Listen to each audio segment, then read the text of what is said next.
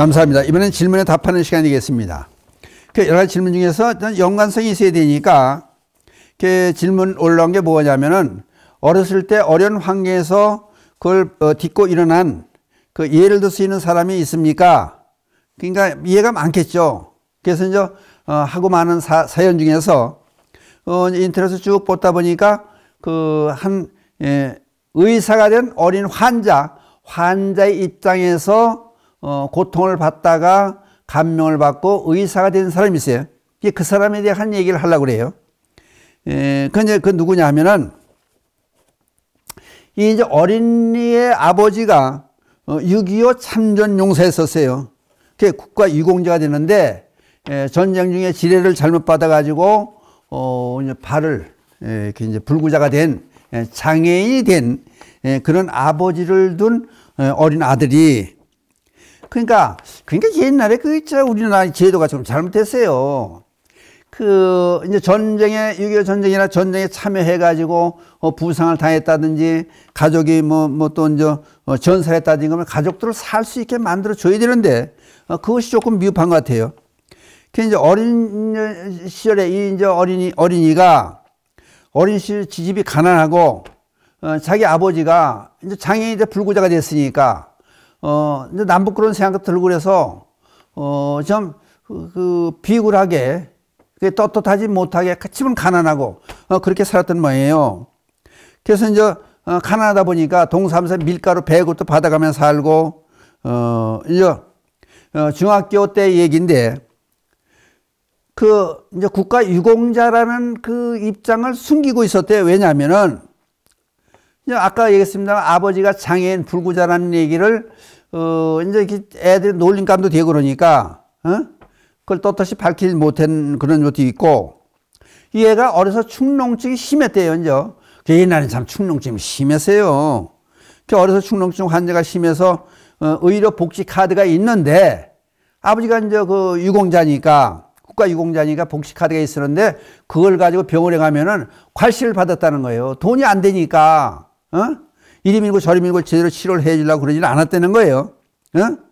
병원 입장에서 돈이 안 되니까 진료 거부를 하는 데도 많았다는 거예요. 그러고 있는데 이제 한 병원을 갔는데 그 병원이 어디냐면 여기 이름이 나와요. 김학산 외과병원. 김학산 지금도 있는지 하도 오래된 얘기니까 김학산 외과병원인데 거기에 갔다는 거예요. 축농증이 심해가지고 이제 갔더니 그 원장이 의사가 그 복지카드 가서 돈이 안 되는 거 아니에요. 말하자면 그러니까 그때는 의료보험 제대로 그렇게 지금처럼 돼 있는 그런 시대가 아니니까 그러니까 일반 환자처럼 아주 친절하게 대해주더라는 거예요. 김학산 외과에서 원장이 의료비도 받지 않고 용돈까지 줘가면서 이거 의사가 원장이 이 어린이한테 아버지가 참 자랑스럽겠구나. 이렇게 칭찬해주고 그랬다는 거예요. 여기서 감동을 받은 거예요. 다른 병원에서는 치료 안 해주려고 내쫓기고 그냥 관세 받고 그러는데 용돈까지 주고면서 아버지가 6.25 참전용사로 해가지고 부상을 입고 그런 삶을 살고 그러니까 너희 아버지가 참 넌 자랑스럽겠구나. 이 사람 훌륭한 사람이 되라 그러고 병원비도 안 받고 용돈까지 주고 옛날에도 이런 의사 이게 진정한 의사 같아요. 그러니까 이 어린이가 나는 이 다음에 의사가 돼서 어려운 사람들을 도와주는 그런 훌륭한 의사가 돼야 되겠다. 그래서 작정해가지고 열심히 공부하고 의사가 되려고 애를 썼다는 거 아니에요? 의사가 됐어요. 이게 누구냐 하면은 1969년도 4월 22일 날 태어난 이국정 교수예요. 웬만한 사람들 다 알아. 이국정 교수. 아주대학교에 있었고 물론 박사까지 이제 다 전문이죠. 이제 예과 예상 분야에는 우리나라 최고의 권위자라는 거예요. 그래서 의사노릇도 하고 교수노릇도 하고 작가노릇도 하고 미국 캘리포니아 대학교하고 영국 로얄 런던 의상센터에서 가서 수련도 받고 연수도 했고 그리고 해군에 있을 때 사병으로 있었다는 거예요. 위생물이 있었겠지. 사병이니까. 명예 제대를 해서 국가에서 대령, 해군 대령, 명예 대령을 시켜줬잖아요. 대위에서 나중에 대령으로 진급을 시켰어요. 그래서 군 의료 체계를 개선하고 기여하는 데 큰 공을 세우고 국방부 의무 자문관으로서 군인들의 건강 복지를 위해서 그 향상을 위해서 노력을 많이 했다는 거예요. 그래서 지금 현재 그 이후에 아주대 병원에 있을 때 말썽이 참 많았었어요. 뉴스에도 많이 올라가고. 그래서 이제 지금은 국군 대전병원 병원장으로 가 있다는 거예요. 그러니까 그러면 이제 국군 병원에 가 있으려면은 그때 현직에 있으려면 대령 계급이 있어야 그게 보직이 된다는 거니까 명예 대령을 시켜주고 여기 이제 국군 대전병원에 원장으로 있는 거예요. 그러면 이제 그러면은 어떻게 되냐면은 미국에 이 양반이 주장한 게 이국정교수 주장한 게 미국에는 82% 가량이 사고가 난 후에 1시간 이내 이제 골드아워 그래야죠. 골드아워 치료를 적정히 할 수 있는 최대한의 빠른 시간이 그 안에 치료를 받을 수 있게 동원을 해서 어떤지 한다는 거예요. 근데 우리나라는 아니 미국은 1시간 안에 이제 예상 환자 다리가 다쳤다든지 뭐 몸에 망가졌다니 그런 사람을 1시간 안에 치료를 해주는 노력을 하는데 우리나라는 8시간 동안 안에 병원을 이제 찾아 헤매다가 치료를 못 받는 죽는 사람도 많다는 거예요. 예? 미국에서는 인명구조를 최우선으로 생각하는데 민원이라든지 재산 손해등에 대한 것은 일절 관계를 안 하는 거야. 사람 생명의 소중함을 살리는 것만 급하게 생각하는 거예요. 앰뷸런스가 시끄럽게 다닌다. 길에 저도 운전하고 다니다 보면 앰뷸런스가 뒤에 팍 하면 착착 얼른 비켜주지 않는 사람 많아요. 요새는 강제로 뭐 어떻게 벌금 물리고 그런데요. 그러니까 우리나라 풍토가 이게 제대로 되질 않은 거예요. 응? 그리고 이국정 교수가 주장한 게 급한에서 헬기를 띄워가지고 환자를 얼른 데려와서 치료를 해야 된다는 거예요. 몇 시간 지나면 죽으니까. 응? 그렇게 열심히 했다는 거예요. 근데 우리나라는 헬기가 뜨면은 그런 얘기가 나오더라고. 헬기가 뜨면 동네에서 시끄럽다고 진정이 들어가고 난리가 난대요. 동네에서 이제 서울시청 같은데 이제 급한 예상 환자가 생겼어. 그러면 헬기가 떠가지고 데려가야 되는데 헬기 떴다고 무슨 뭐 시끄럽다고 그냥 민원이 들어가고 뭐 방송에서는 왜 그런 짓 하냐 그러고 난리가 난다는 거예요. 예? 그러니까 이게 말이 안 되는 얘기가 아니 우리나라는 많아. 이거 얘기로 설명할 수 없는 예? 그런 얘기들이 많이 벌어지고 있는 거예요. 예? 그러니까 이게 한두 가지 문제가 아닌 거예요. 그러면은 여기 이제 나오는 그 자료에도 보니까 무슨 얘기들이 나왔냐면은 그 외국에 가서 이제 해적들에서 당해가지고 다친 사람이 있었어요. 그 사람을 데려다가 중년이 사나니 이제 그 위급한 환자를 이국정 교수가 치료도 해줬잖아요. 그다음에 메모했던 여러 가지 메모를 했었는데 그게 빠져 있는데 그런 것도 있고 그다음에 어디에요? 판문점에서 귀순용사 넘어오다 총을 맞아가지고 왜 죽게 된 병사 있잖아요. 그래서 그것도 얼른 데려다가 이국정 교수가 살리라. 그 도저히 살릴 수가 없다 그랬었어요. 그래서 이제 이국정 교수가 살린 그런 얘기도 있었어요. 그러니까 그만큼 우리나라에서 그만큼 유명한 이제 의사로 활동했는데 이제 병원의 운영이 제대로 되느냐 안 되느냐 가지고 대학하고 손이 아주 약간 말썽이 참 많았었어요. 그래서 여기 나왔네. 아덴만의 여명 작정을 해서 석혜균 선장이 다 죽게 되어 있는 몸을 우리나라 급히 이송해 와가지고 치료를 해줬어요. 그 덕분에 이제 이석정 교수가 국민 포장을 수여받았어요. 정부로부터 국민 포장을 수여받고 그다음 2017년에 판문점 귀순용사 그 총격 사건이 있을 때 치료를 담당해서 요때 이제 명예 대위 계급을 줬다는 거예요. 이제 해군으로 있을 때 사병으로 근무를 했었으니까 이제 해군 군병원에서 근무하고 군인도 치료해주고 그랬으니까 그래서 이제 명예 대위 계급을 이제 줬다. 명예로. 그래서 요 두 가지 사건을 해서 매스컴에서 굉장히 이제 많이 알려졌던 그런 분이에요. 그리고 나중에 이제 아주대학에서 이제 거기 있느니 못 있느니 국고를 뭐 지원해 주느냐 안 하느니 뭐 복잡한 얘기는 제가 여기서 할 수 없겠지만은 그냥 그런저런 얘기가 참 많이 있었습니다. 그래서 결국은 이제 어렸을 때 그 의사 한 분이, 그러니까 한 사람을 누굴 만나에 따라서 일생이 이렇게 사람이 바뀌는 거예요. 그러니까 누굴 만나에 따라서 이 좋은 의사를 만나 가지고 결국은 이제 중학교 때 영향을 받아 가지고 열심히 공부를 해서 이렇게 훌륭한 의사가 돼서 전 세계적 이름을 날릴 수 있는 그 이국정 교수가 탄생된 것도 그 의사 한 분의 그런 배려가 있어서 그런 거 아니냐.